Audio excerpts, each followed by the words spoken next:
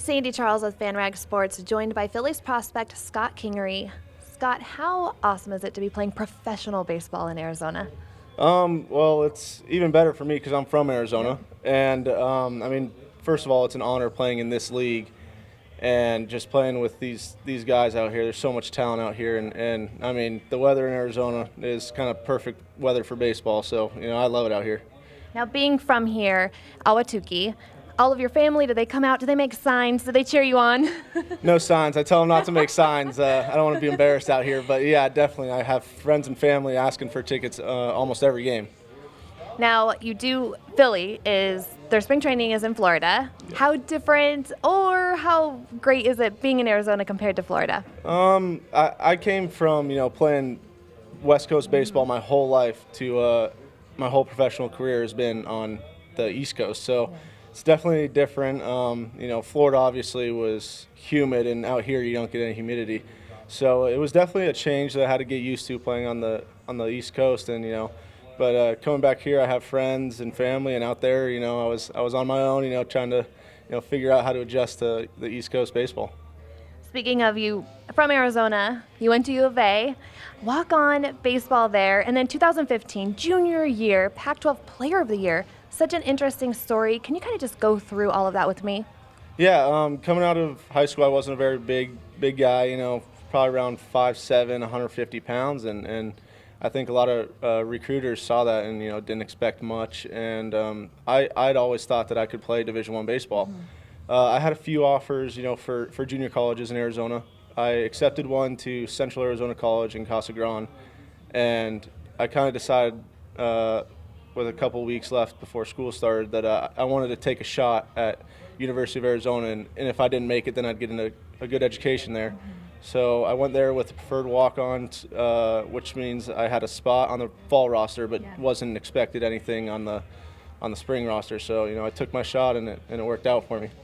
Now, you said you believed you could always do it. Is there somebody in particular that was always there, always knew you could really do it? Yeah, my family. I mean, especially my brothers. I have a twin brother who played alongside with me all up until college, and he, him and my older brother, they both knew that I could, play, and they said, you might as well take your shot. If you want to go anywhere, I think your choice is to go to Arizona and give it a shot, and if not, just go have a fun time. So, I did what they said. Now, Little League World Series, how does this compare? Well, I mean, I was playing on TV in front of like 20,000 people in the Little League World Series. At the time, that was the top stage that you could be on. Yeah.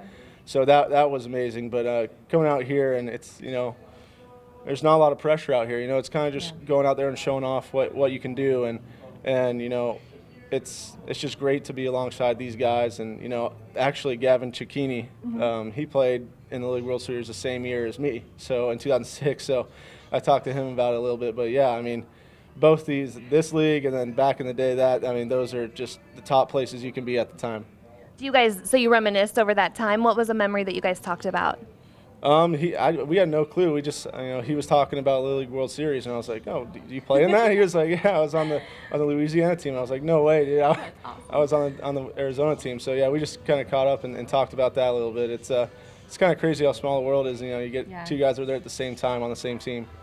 Now, base stealing. I mean, one of the many things that you're just really great at. Is there a base stealer that you really try and mimic your game after?